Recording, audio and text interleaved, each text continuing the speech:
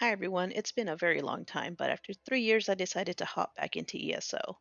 One of the first things I wanted to do was remake this Alpha Gear 2 video. The old one had really bad audio, which I wanted to fix, but also Alpha Gear 2 is still very useful in 2024. So, you're either going to click the icon for Alpha Gear 2, or if you have it keybound, click on that to bring up the window.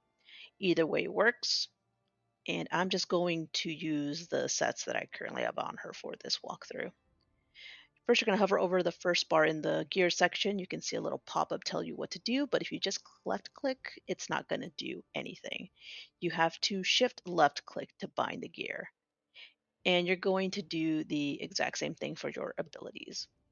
So go to your abilities and hover over the number one, shift left click, and that's going to bind your main bar. Then switch over to your offhand and shift left click on the number two, and that binds your offhand.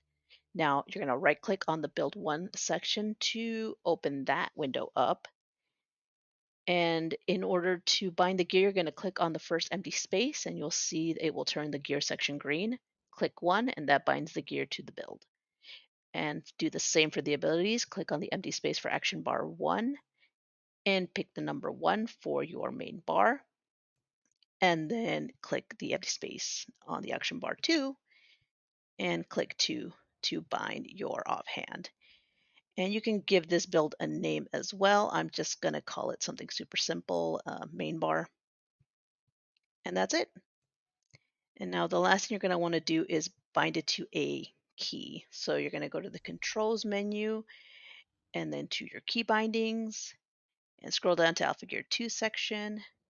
I'm going to go to that first build and I'm going to bind it to the number one.